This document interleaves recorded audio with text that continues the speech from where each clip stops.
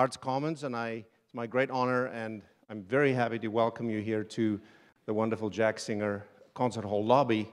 I see a number of my arts colleagues in the room, and I'm sure they all would agree we should have sold tickets for this. Could have taken care of some sustainability issues. This is a good time to be working in the arts, not just because I get to walk into this wonderful building surrounded by incredibly, wonderfully creative people, but it's more because we have the pleasure of being able to bring hope and bring excitement and passion and creativity and renewal to what is a challenging time for so many people. We continue to create new ways to make the arts accessible for every single person in our city and our province, through the generous sponsors and support of our patrons, donors, sponsors, and government partners. Premier Notley, I know that you and your government are working very hard to recalibrate to a new reality and working towards a stronger future. I want you all to know, so are we. We operate in the same reality. Last year, we welcomed more than 600,000 visitors to our facility, and according to Deloitte, the economic impact of all our activity last year is more than $87 million. And due to deliberate diversification of our revenue streams, we will post another modest operating surplus at the end of this year. But it's not all about the numbers.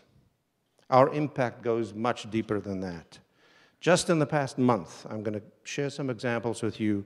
We've taken audiences on journeys of discovery and enlightenment, examining the lives of marginalized women in Theatre Calgary's Duck Ink in My Hair. We shone a light on the hardships of women who were left behind during World War II in Alberta theatre projects as Waiting for the Parade. And we presented seldom heard perspective of First Nations people with Making of Treaty 7.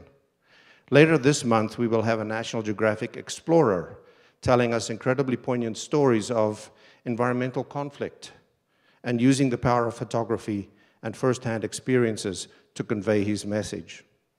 In November, we present a singer from Mali, Rokia Traore. She's a Goodwill ambassador for West and Central Africa, and she's an activist for the plight of displaced people who brings her message of hope to the world through her music. And early next year, we are working in collaboration with One Yellow Rabbit to present Black Arm Band, a collective of musicians, composers, and filmmakers that use their art to raise awareness of the issues that Indigenous people face worldwide. When important societal issues need to be brought to the forefront, and especially in tough times, the arts matter.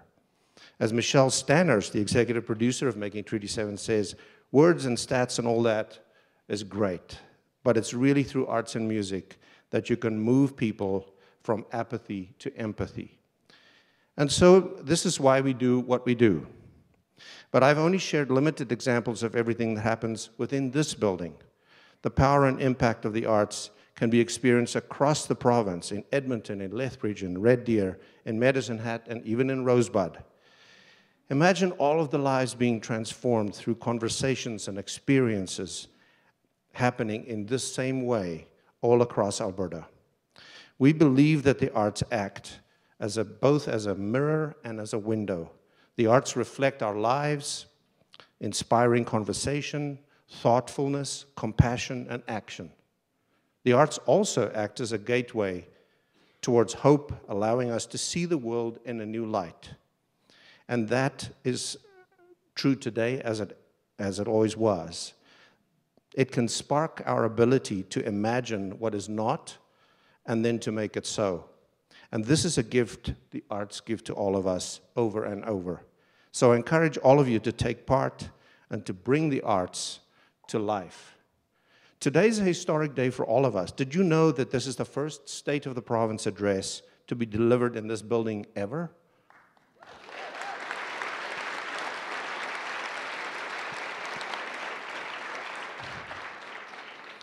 While it is true that one of the first guests in this building was Premier Lougheed many years ago, it's great that we've had musicians, actors, scientists, graduating classes, married couples, and just yesterday, we witnessed new Canadians take their oath to become Canadians on this very spot as me and my wife did on the 16th of October last year.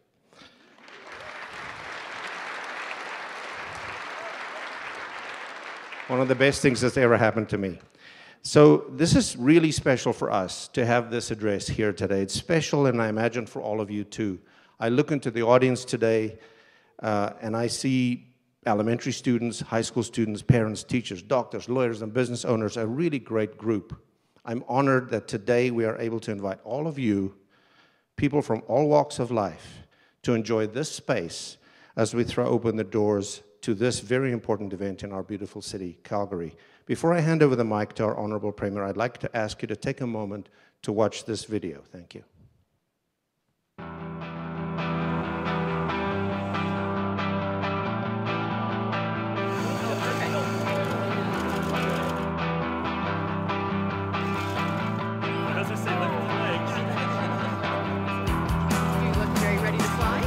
This is the day we step up, at long last, to one of the world's biggest problems, the pollution that is causing climate change. We have seen a change, both nationally and internationally, in terms of how people view Alberta as an energy producer, as well as a genuine contributor to the fight against climate change. People now see us as a genuine leader.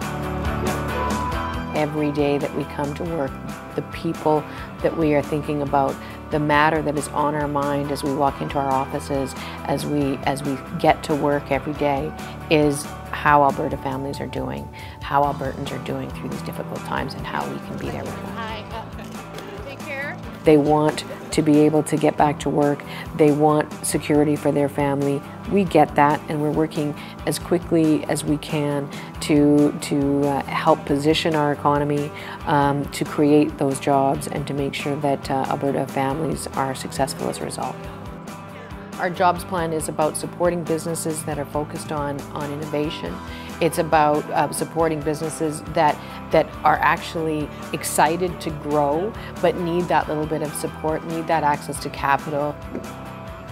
Every time we would raise wages for our employees, it showed up in a very positive manner in our bottom line. Putting more money into the pockets of some of the lowest income families in our province actually is one of the most effective ways to stimulate the economy. All Albertans are watching this. All Albertans are with the people of Fort McMurray. Everybody understood how scary it was for people of Fort McMurray and how scary it still is when they think about it. And I think that's something we have to remember, is that it's not really over for the people of Fort McMurray. It made our communities stronger. It made our understanding of the value of Fort McMurray to all of Alberta stronger.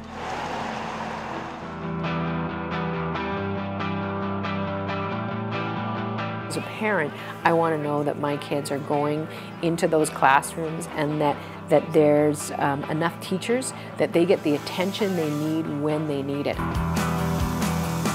We are working very, very hard on their behalf.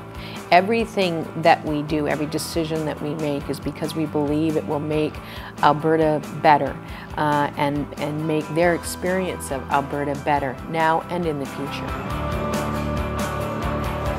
We must develop the ability to strategically engage in an international market.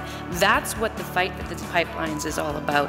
And that ability will, in fact, drive the growth of the national economy, not just Alberta's. Getting a pipeline to Tidewater is going to significantly increase the economic benefits enjoyed not just by Albertans, but by all Canadians. What I'm seeing all across this province is that people remain optimistic. They continue to roll up their sleeves. They continue to think of ways in which they can make their community better. And it's that attitude that's going to bring us through this, and that's going to ensure that Alberta leads the country once again.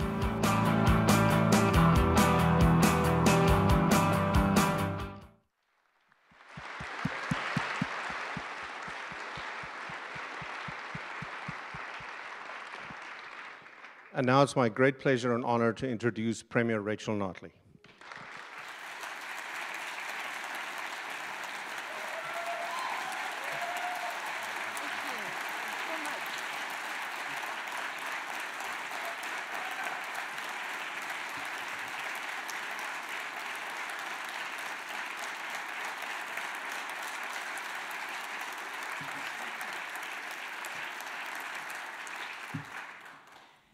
Thank you so much, Johan, for that warm welcome.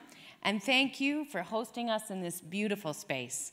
I'm so pleased to be here today as we gather on traditional Treaty 7 land, and I'm so pleased that so many of you could be here. Before I speak about the bright and challenging future of our province, I must begin by speaking about the sadness that I think we all feel on the tragic passing of former Premier Jim Prentice. As I've said before, my family knows the pain, the Prentice family, and the families of the other crash victims, what they're going through right now. As I said on Friday, words are not really adequate to describe that kind of loss. But there are words to remember the many, many contributions that Jim Prentice made to Alberta and to Canada. Online, through social media, and in print, people everywhere are sharing those words in a heartfelt outpouring of grief and remembrance. Words like generous, compassionate, caring, genuine, wanting to fix, wanting to help, wanting to fix things. From personal experience, I can add the words gracious and statesmanlike, as he provided me with valuable advice during the post-election transition. From the coal mines of Grand Cache, to his law and business careers, to his volunteer service in Calgary, to Ottawa representing Calgary constituencies, to the Premier of Alberta. In a life committed to public service, Jim Prentice made a difference. He was a friend to Indigenous people. His push for a federal apology for residential schools in 2008 earned the gratitude of Indigenous peoples across this country. As Alberta's Premier, he worked very hard, very quickly, to repair the government's strained relationship with Indigenous communities. And he promised better consultation by repealing Bill 22. Our government followed through on that promise earlier this year. He was a visionary advocate for responsible development and the environment. All Canadians everywhere now enjoy another legacy of Jim Prentice. As Canada's Environment Minister, he oversaw the largest expansion of Canada's national park system since it was founded in 1911. Alan Latourelle, the former CEO of Parks Canada, called him, and I quote, "the best minister I've ever worked for." He was passionate about our country, our nature, but also our stories of Canada. A tireless leader in government and the honorable calling of politics. He earned the right to enjoy a long career in a private life. It is a tragedy that that future has been denied. Alberta is in mourning, and while we look forward as a province to honoring him in an appropriately public way, we honor him personally now, in our thoughts and our hearts, and in our many, many words of condolence and remembrance. And let us carry on, each and every one of us, each in our own way, to keep faith with Jim Prentice's love of this province by working together as he did to make it a better place. So to that end, let's talk about Alberta. And let me start with Calgary. Friends, Calgary is a city that drives the national economy and doesn't back down from any challenge. This is a resilient community in a resilient province at a time when we are all facing a very significant economic shock together. So it's right and proper, really, to come together here in Calgary today to take stock of how our province of Alberta is doing and to talk about what we're doing together in the face of our challenges and to talk about some key interests of ours on the national stage as well. So we're Albertans. We've seen the price of oil go up and go down before, and of course we will again. As my predecessors who led the NDP over the last 30 years have always argued, being so heavily dependent on one product sold at one price to one market leaves us far too vulnerable to the ups and downs of an international oil market over which we have exactly zero control. Our government came to office in the face of a textbook demonstration of the economic price Alberta pays for failing to diversify. And everyone in Alberta knows the consequences of that failure. Much of our economic growth over the past decade has been driven by a massive influx of investment capital chasing those $100 barrels of oil. And when that price crashed, so did that investment boom. And that is why, for instance, Premier Peter Lougheed always argued for a much more considered, more prudent, and systematic energy development strategy so that we wouldn't be robbed of the benefits of the good times by the pressure and costs of unsustainable booms. And so we wouldn't pay such a heavy price during the inevitable busts. So failure to heed that advice brought us to where we are today. And as we are all painfully aware, many areas of our economy have been adversely affected by the current crash in prices and investment capital. And as a result, far too many Alberta families are worrying today about their employment and about their economic security. I know that that is very much the case here in Calgary. But you know, we live in a province that comes together and works together in the face of tough challenges. Fort McMurray showed the whole world what Alberta is made of during the fire there a few months ago. When, in dark economic times, we need to look for inspiration, we can find it in the incredible heroism and dedication of our first responders, of the volunteers in Fort McMurray and throughout the province, and in the resilience of the people of Fort McMurray themselves. What an incredible inspiration they are. Just like the people of Calgary were during the floods here a few years ago. Albertans, you know, we're practical people. We're community-minded people. We're entrepreneurial people. We're innovative people. And we're tough people when we have to be. So we're going to come together, and we're going to set a new and better course for our province. We're going to tackle our challenges with the same hopeful optimism that built Alberta and has seen it through many, many challenges in the past. And we're going to build a province where our children and our grandchildren can be proud of the province in which they live. Alberta, proud and strong, just like we have always been. So, when we ran for office last year, my government was very clear about the course that we believe is right for the people of this province. Firing nurses and teachers, as you've probably heard me say before, will not make the price of oil go back up. We reject this obsessive idea, advanced often by our colleagues on the opposition benches in the legislature, that in tough times we need to make Alberta's situation worse through a knee-jerk cutback to public services. This idea that we should deal with the international price of oil by imposing deep cutbacks to our healthcare and our children's education. Those days are over in Alberta.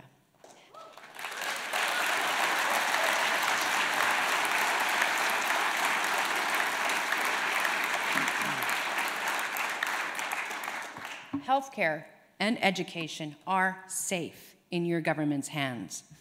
When someone in a family is diagnosed with a serious illness, they don't want a lecture about the price of oil. They want to know care will be there when they need it. So, working to make sure that's true, for example, by starting construction of Calgary's new world-class cancer care centre next year.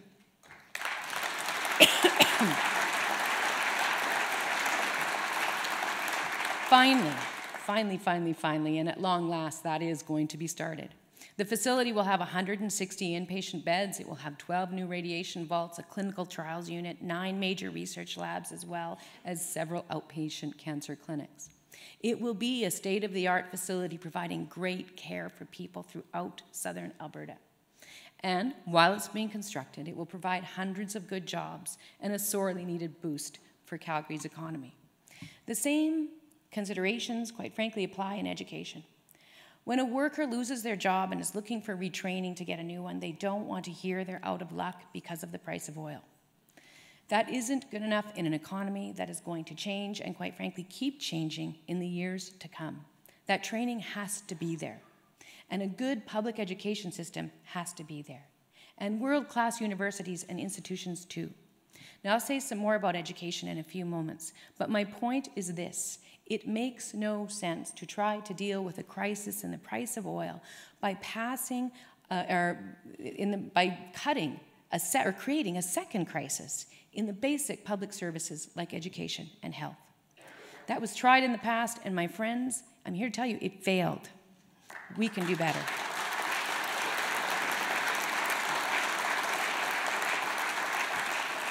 Now, there are those who want to go back to those days, But the people of Alberta don't, and this government won't.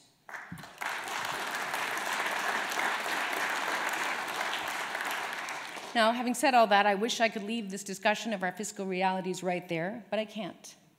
Friends, saying what I just said does not mean that we don't face a serious fiscal crisis, or fiscal situation anyway. Provincial revenues in Alberta have dropped by almost 15%. The provincial government can serve and is serving as an economic shock absorber for a time. We can say no to proposals to download the provincial deficit onto the family budgets of ordinary Albertans. We can handle the current dramatic drop in government revenue for a time. But as our economy improves, in coming years, the provincial budget is going to have to move towards coming back into balance. And that means we can protect healthcare, we can protect education, we can protect our critical public services. That's how we do it. But that also means that we are very unlikely to have a lot of headroom for major new spending proposals until recovery occurs. And that means that people providing public services or other services funded by the provincial government need to find innovative ways to do more with the funding that they have now. That means, for example, municipal leaders need to know, and do know, I believe, that the exciting new proposals that they have will probably need to be paid for by reallocations. Starting a new project might mean moving money from an old. But it also means this: it means stability, but not big increases in all public budgets until better times return. And stability, my friends, is the watchword. Asking people to do more with less has been a common refrain in many sectors for many years. I get that. What I also know is that asking people to do that with erratic and volatile funding levels was not right and was bound to failure. That's been our history in Alberta, but it doesn't have to be our future, and it won't be. We will work carefully and diligently and respectfully with our public sector partners all across the board to manage the pressures that they face within existing funding levels. And in return, they can count on certainty in overall commitments from our government. We know we can do this. For example, I'm very proud and pleased to be able to salute the spirit and contribution of our province's doctors. This week, the Alberta Medical Association announced that Alberta's doctors voted by 74% to endorse a different agreement with the government of Alberta. We negotiated this agreement over the past year with a minimum of drama and a lot of joint problem solving. The stakes were not small. The AMA agreement is the single largest expense in the provincial budget, $5 billion a year, 10% of the total. Costs related to this agreement have increased by an average of 9.7% per year for the last 10 years. With the deal negotiated by the previous PC government slated to continue for another 2 years, projections showed costs could have continued to grow 8% a year. So, we asked our doctors to help us protect the healthcare system by getting those increases under control, and they answered the call. The renegotiated AMA agreement is designed to hold spending increases to about 2% through 2018.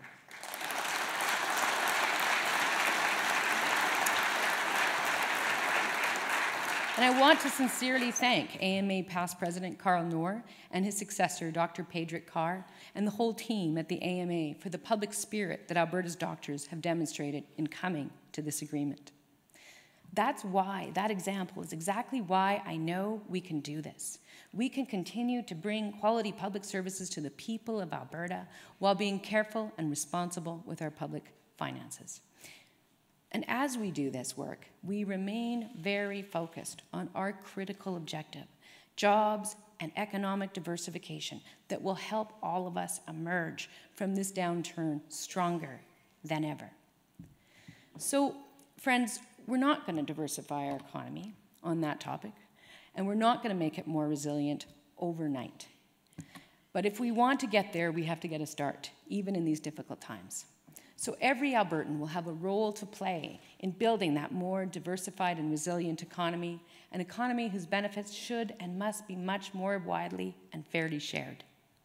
We will get there, by diversifying our energy markets. We will get there by moving up the value chain in our energy economy. We will get there by diversifying the type of energy we produce. And just as importantly, we will get there by building new opportunities and new jobs in different sectors like agri-food, like tourism, like technology, like manufacturing, and of course, within the creative industries. The provincial government can't do it all, but we can do our share and we can play our part. And that's what Alberta's jobs plan is all about. So as you've probably heard before, but I always like to remind people, on the advice of former Bank of Canada Governor David Dodge, we have commenced now the work of our significant new investment in Alberta's infrastructure, a $34 billion investment over 5 years. This program isn't just about creating jobs, although it is creating tens of thousands of good mortgage-paying jobs directly and indirectly. This program is about building the infrastructure we need to support a stronger, more diversified, modern economy. It's about making sure we have the schools, the hospitals, the roads, the housing, the water, and the power that we need for an increasingly diversified economy, the one that we want.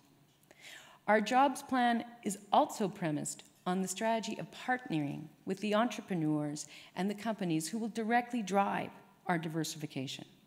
For instance, we want to move up the value chain in energy economy. And so we are taking decisive action to help make that happen.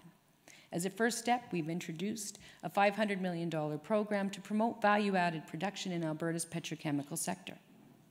We're looking at a number of interesting opportunities to invest this money, and we'll have more to say about results in the months to come. We've increased Alberta Treasury Branch's borrowing limits by $1.5 billion with a clear direction to support small and medium-sized businesses throughout Alberta. ATB is doing a good job at what it does well, supporting jobs and growth in the province for our people. In part as a result of the advice of the Calgary Chamber of Commerce, we introduced 2 important new tax credits to help entrepreneurs get access to capital. And the legislation supporting these measures will be introduced this fall.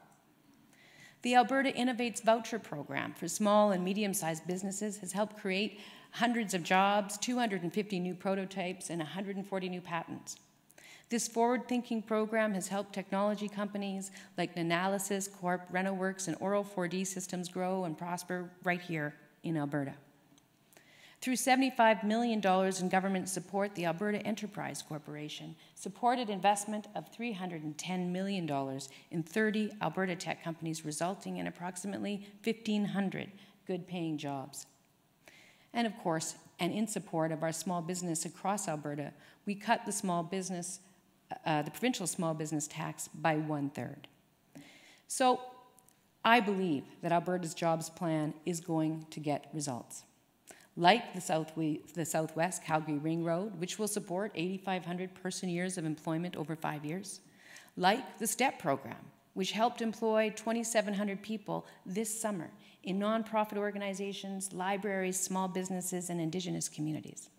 Like the $80 million Gates QE2 interchange project in Red Deer, which will support 300 jobs. And like the $248 million University of Lethbridge Destination Project, which will support almost 2,000 person-years of employment. And like Blush Lane Organics, a market that was able to open a 3rd location here in Calgary, thanks to that increased financing made available through ATB. So with some important help from this Budget 2016 initiative, ATB made more than $750 million in loans to small and mid-sized businesses just in the first quarter of this fiscal year alone. Hundreds of projects like these, big and small, over the next 5 years will make a difference and move us forward.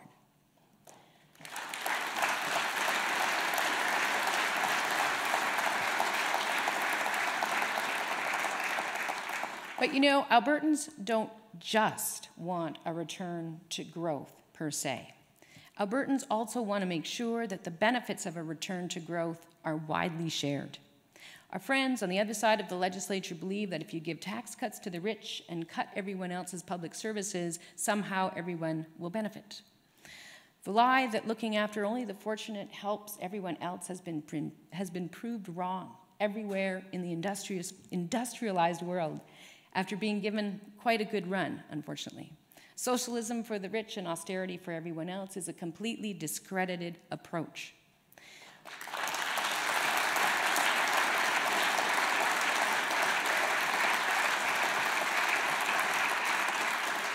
But there are those who keep proposing it because they don't have any new and better ideas. Well, I'm here to say that I believe our government does have new and better ideas. In particular, like our new and better idea that if you work hard, you should be able to afford to house your family and to feed them and to live a decent and dignified life. Which is why we are increasing the minimum wage in Alberta to $15 an hour, so that better times will be widely shared and no one will be left behind. This is Alberta. This is Alberta, and I know the economy is going to recover. And in this province, as that happens, we are going to pay people fairly. So, friends, there's more the provincial government can do. Still more. And here's a very important example. We can make sure that Albertans have the access to education and skills training they need for the new diversified economy we are going to build. Making sure that Albertans have access to good public education is arguably the single most important investment the government of Alberta can make in the cause of building a better, more diversified, more value-added, and more resilient economy. We've been thinking about this very carefully. We proudly launched the Future Redley program, including the online curriculum survey, yesterday. And we'll have a lot to say in coming months about how the government, parents, educators, students, and stakeholders can work together to improve education and skills training in Alberta. This needs to be a very careful and respectful conversation. There are few things I take more seriously in my own family life than the education of my two children, and I believe all parents feel the same. The education system doesn't need more rounds of provincially initiated organizational chaos. There's been more than enough of that in the past few years. However, what we do need is careful, focused attention on building on our strengths in the education system and doing a better job. We got down to work on this immediately after getting elected last spring. One of our first acts as government was to fully restore funding for K-12 education. And then we carried that forward into Budget 216 by fully funding enrollment growth. That commitment allowed school boards to hire 1,100 new teachers and protected more than 800 teaching assistant jobs that would have been lost otherwise.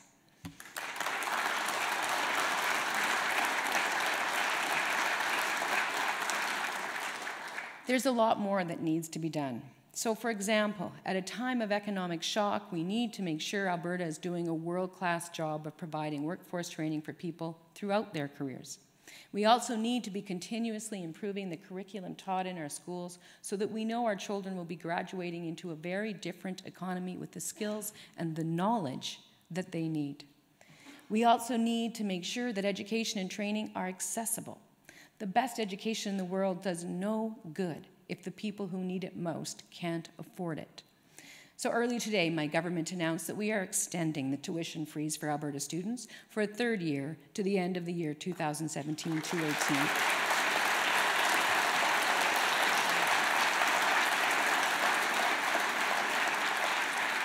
This is a decision that impacts the future of Alberta because affordable education is the cornerstone of a healthy economy, and we all benefit from well-educated citizens contributing to our economy and, quite frankly, contributing and building our communities.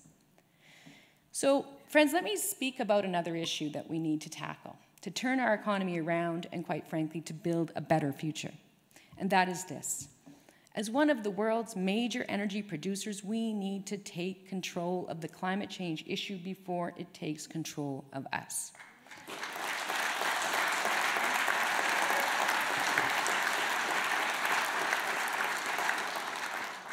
On very few files, was our province more poorly served than by elected officials from this province who claimed with a straight face that there was no need to act decisively or effectively on climate change.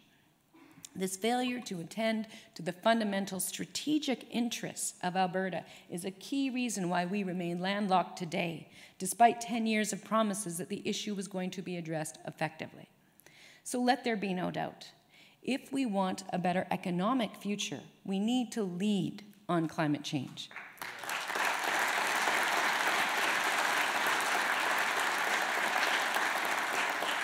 And by that I mean lead on climate change avoidance. And the government of Alberta knows that now. The people of Alberta know that now, and the leaders of Alberta's energy industry here in Calgary know that. And so leading on climate change is exactly what we are going to do. We're going to price carbon exactly as most credible economists, many of them conservative, argue will create the right incentives to reduce emissions at the least economic cost. We're going to make sure that low and middle income families in Alberta aren't hurt by a carbon price by providing them with a rebate. We are going to put a cap on emissions in the oil sands. We are going to bring in an energy efficiency program, the first one in Alberta's history, the last province in the country to have one. We are going to implement a world-leading methane reduction program, and we are going to replace coal-generated electricity with cleaner-burning natural gas and a growing, modern, clean, renewable energy industry here in Alberta.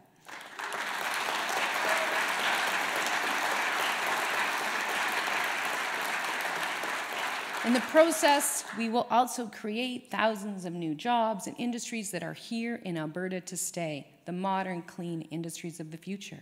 Renewing and modernizing our electricity system is an important part of Alberta's climate leadership plan. Today, we depend on burning coal for 60% of our power.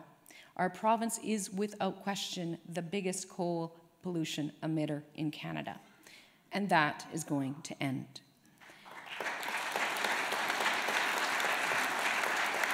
And to that end, we will be spelling out the framework for this conversion this fall. As part of our plan, we will set out a program to provide coal emitters with some of the capital they need to close their plants and to invest in cleaner power production as coal is phased out in Alberta.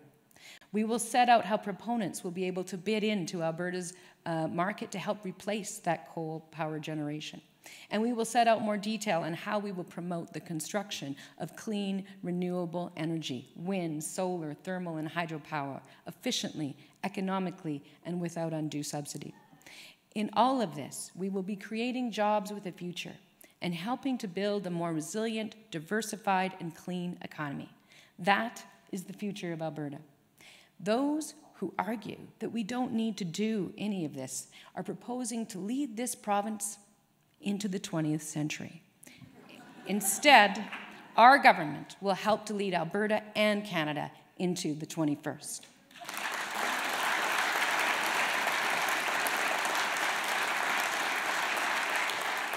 So I referred earlier to Alberta's land lock. Let's return to that issue. Diversifying our economy means a lot of things, including diversifying our markets. Right now, Alberta is locked into energy infrastructure that allows us to sell to a single customer, the United States. Now, the US will always be a critical market for Alberta. They will likely always be good friends and partners. But if you only have one customer, that customer dictates your price and dictates your future. The world is a global market, and we need to be able to sell to that global market, to anyone who wants to be our partner. So that means we have to break Alberta's landlock. We need access to tidewater so that we can have access to more customers, more markets, and more profits for the people of this province. Between now and the end of the year, the federal government in Ottawa will be making some important decisions about the economic future of Alberta, decisions that will shape our future for many years to come. Now, we have shown that we are a responsible energy producer. We are leading on climate change avoidance. Our climate leadership plan is potentially completely compatible with the federal framework proposed by Prime Minister Trudeau in a statement to Parliament earlier this month. But we are not going to be able to afford to take part in that federal initiative if we aren't allowed to get back on our feet economically. And among other things, that requires an end to Alberta's landlock. We need to end this so that we can stand on our own feet and make our full contribution to building a cleaner, fairer, and more prosperous Canada.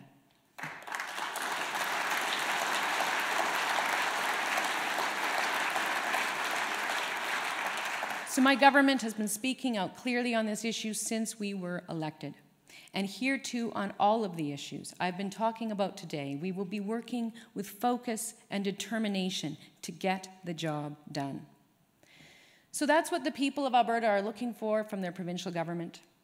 They want a government that keeps its promises and works in the public interest with focus and determination to get the job done, no matter how difficult the job may seem.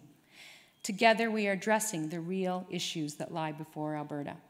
The need to diversify this economy, the need to do a better job in education, the need to act decisively on climate change, the need to break our province's landlock in order to diversify our markets and our opportunities. Now, we've taken some hard economic knocks from the international price of oil, but nobody knocks Alberta down for long. We're getting back on our feet. We're working together to build a better future for our families, our children, and our grandchildren, building on the legacy of those who came before. We all share a love and a pride in our province of Alberta, our home, a cornerstone of Canada, a province that has led before, and a province that I know will lead again. Thank you so much for coming here today.